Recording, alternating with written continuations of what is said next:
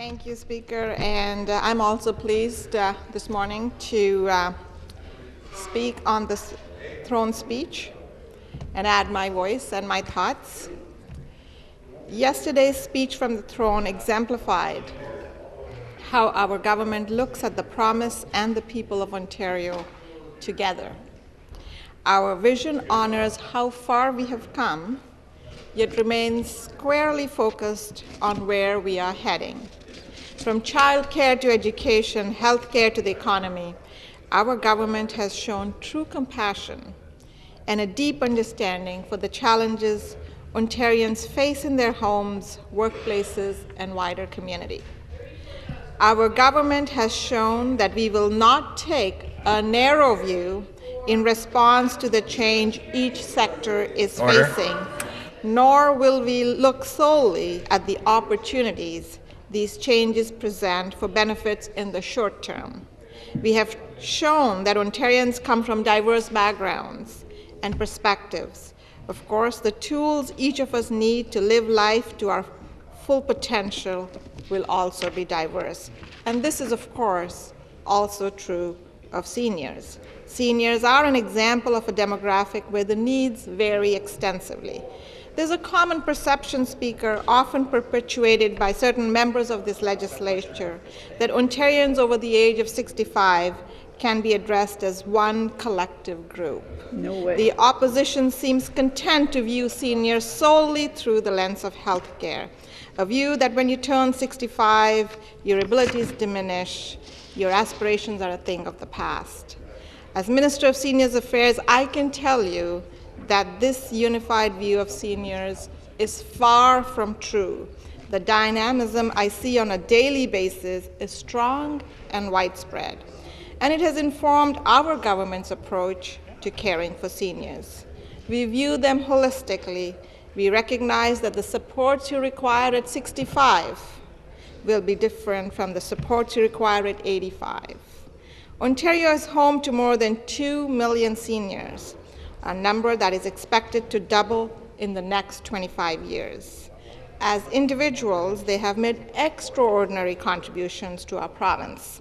A province, Speaker, that I think we can all agree would be unrecognizable had it not been for their talent, ingenuity, and commitment to bettering the world around them. As they age, seniors deserve to participate and achieve as they have always done. In different fields, in different ways, they want to continue to build our province. The one thing that I've heard from seniors across this province, Mr. Speaker, is quite simple. They say, we want to continue to lead lives of purpose. We do. We want society to continue to give us the opportunities to fulfill our new dreams, our new aspirations. This is the fundamental thing that seniors are telling us. My ministry conducted an opinion poll, a survey of seniors, and an astonishing 80% senior, Speaker, an astonishing 80% of Ontario seniors told us they want to learn something new. Yeah. That is at the base of our strategy for seniors, is to recognize their dynamism, their continuing desire to continue to help build this province. And this was brought home to me, Mr. Speaker, fairly vividly recently. Last fall, I was touring a Habitat for Humanity project in Toronto, and I went there thinking I was going to help put a drywall in place, but as it turned out, they said, first I have to learn how to drive a nail through a 2x4 the right way. And in the time that I had, that was all I could do, which was learn how to drive a nail through a 2x4 the right way. But I also learned something more powerful, Mr. Speaker. I learned that 75% of Habitat for Humanity's crew leaders are seniors. 75%. It's a powerful reminder of how seniors continue to build up Ontario. I often hear people say, seniors have helped build Ontario. And I'm here to tell you that Ontario seniors are continuing to build up Ontario. And as the Minister of Seniors, I'm committed to giving them that opportunity. And that is why, Mr. Speaker, last November I was proud to join the Premier in Hamilton to introduce Aging with Confidence, Ontario's action plan for seniors.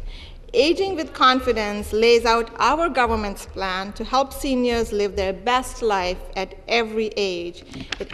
It captures the hope and optimism seniors across this province feel, while also addressing any apprehension they may have, notably about receiving the right supports to help them age with dignity.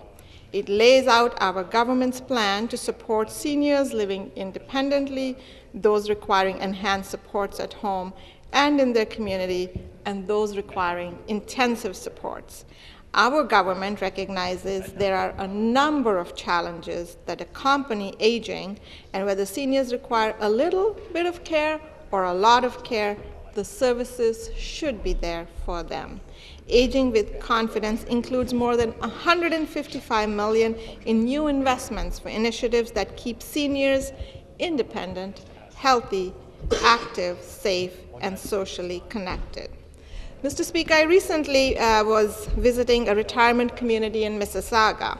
In one-on-one conversations, I asked a number of them, what is the secret to living a long and happy life? The answers were almost unanimous. Stay active, never stop learning, and go out and meet people. I met an 86-year-old woman who still goes skating, Mr. Speaker. She still goes ice skating, and in fact, she doesn't just skate in Ontario. She tours the United States. That is the human potential. Never stop learning, never stop being active. In that light, our government has committed to funding initiatives that allow seniors to be active and engage with their peers. We're expanding our Seniors Community Grant Program by committing $11 million over 3 years to support more recreational, educational, and social opportunities for seniors. We received tremendous interest this year, vindicating our decision to grow the program and have it benefit more seniors. This innovative program has supported activities that have benefited more than 435,000 seniors since its inception. This includes projects such as Peterborough's New Horizons Band, made up of seniors, many of whom had never previously played an instrument. It is true that Minister Leal and I had a chance to play some instruments with this band. Their commitment to lifelong learning and social engagement was a breath of fresh air when I took part in band practice on a visit last winter along with the member for Peterborough. Yeah, it was great. I was playing drums. Similarly, I was inspired by the intergenerational program being run by the Coniston Community Garden, where seniors have the opportunity to share their joy of gardening with local children. We are investing $8 million over 3 years to create 40 additional seniors active living centers across the province for seniors to remain active and engaged in their local area. This will expand the Seniors Active Living Centers network to over 300, Mr. Speaker, allowing Ontarians to benefit from the programming these centers provide, including exercise classes, transportation services, and communal dining experiences. From Ancaster to Ottawa, Cobourg to London, I have toured many of the Seniors Active Living Centers our province has to offer. These facilities are led by outstanding teams of staff dedicated to providing seniors with a wide range of programming and engagement opportunities. These centers are an essential component of our government's commitment to addressing social isolation. We are supporting shared learning experiences between seniors and youth. There will be an investment of $600,000 over 2 years to support the existing Change the World program that links youth volunteers with seniors to help enable their use of technology. There will also, Mr. Speaker, be an investment of over $4 million over 2 years to establish a senior youth mentorship program. This program will build relationships and encourage knowledge sharing between generations. We want to harness the opportunity for seniors to share their wealth of lived experiences on everything from career management and life skills to be shared with youth. We're also set to expand the successful age-friendly community grant program, a program whose success will be on display at next week's Age-Friendly Community Symposium. This symposium, the first of its kind in Canada, will highlight Ontario's progress on developing age-friendly communities in small, urban, and rural settings, including multicultural and Indigenous communities. The goal is to showcase communities who have made tremendous progress building a physical and social environment that is accessible to people of all ages.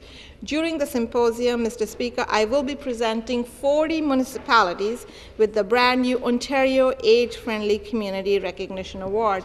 So I would ask all members of provincial parliament in this legislature, if your community, if your municipality is getting an age-friendly recognition award, there's 40 municipalities that we are awarding.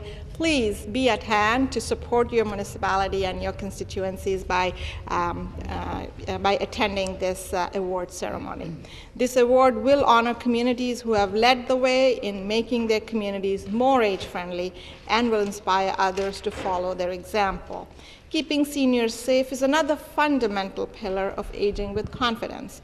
No senior should live fearing they will be taken advantage of by family member or a salesperson at the door. Our government is taking a holistic approach by investing in efforts to prevent these incidents from occurring and then providing the right supports in the event this abuse does take place. Over 1/3 of seniors have not designated a trusted power of attorney, a public awareness campaign to raise awareness among seniors of how important and how easy it is to set up powers of attorney and to encourage them to choose who can make personal care and financial decisions on their behalf if necessary. Easy to use resources, including information on how to prevent POA misuse, will be readily available online.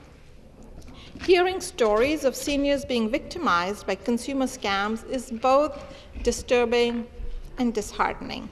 Recognizing that seniors are increasingly being targeted, manipulated, and in some cases even forced, Mr. Speaker, to hand over their financial information to individuals wishing to inflict harm, our government has taken action.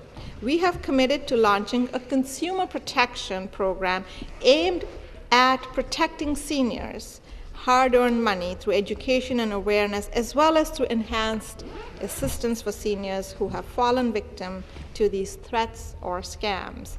And Ontario's Office of the Public Guardian and Trustee is the public guardian for over 13,000 mentally incapable adults, and an office that touches the lives of more than 50,000 of Ontario's most vulnerable citizens.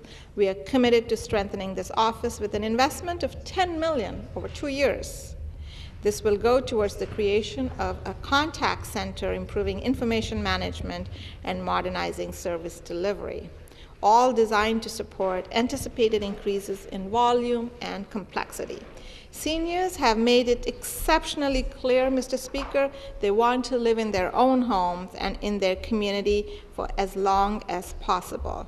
They have told us that few things are more important than maintaining their independence. But at the same time, Mr. Speaker, they have said that independence should not come at the cost of social isolation. So these are the two threads that we have married, actually 3 threads that we have married in our senior strategy, because Ontario seniors have told us 3 things. We want to continue to lead lives of purpose. We want to live in our own homes for as long as possible and as independently as possible, but not become socially isolated. So we've taken these 3 threads and married them together, and that is the essence of the Ontario Senior Strategy.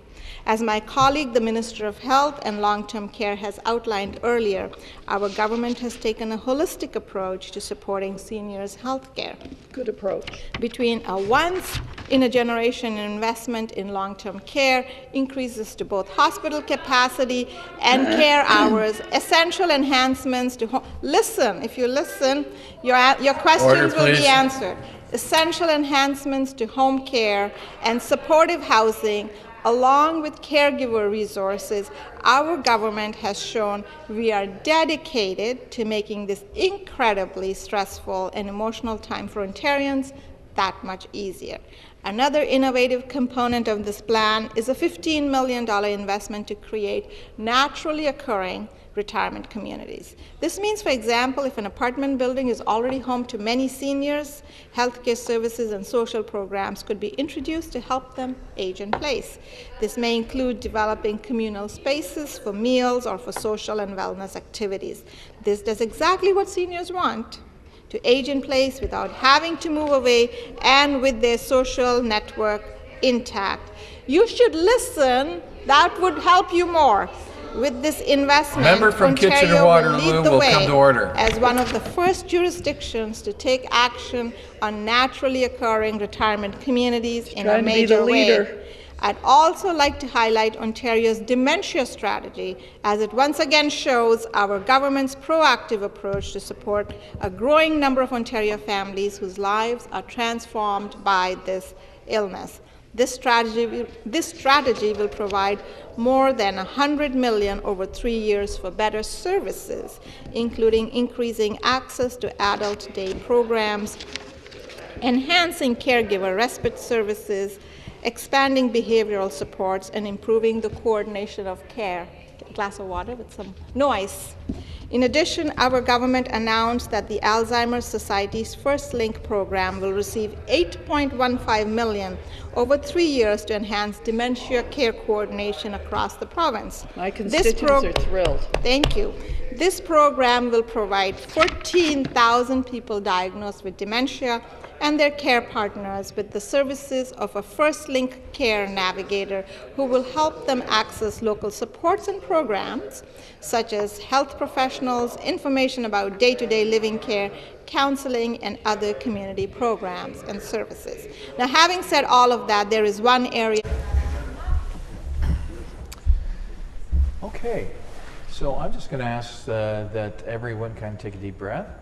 I don't appreciate conversation going across the aisle, okay? I've already asked the House to come to order several times, and I would expect that with the demeanor in the House the way it is right now, that we can always get better. So I'm going to turn it back over to the Minister of Seniors Affairs to continue with this debate. Minister. Thank you, Speaker.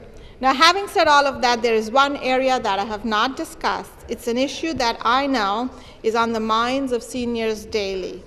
It's a question my office gets repeatedly, and it's one of the most visited sections on our new website, Financial Assistance for Seniors. For generations, seniors have been, our human life expectancy has been increasing, Mr. Speaker, and this has allowed all of us to live longer and has allowed us to view 65 as the start of a new adventure rather than the end of a road well traveled.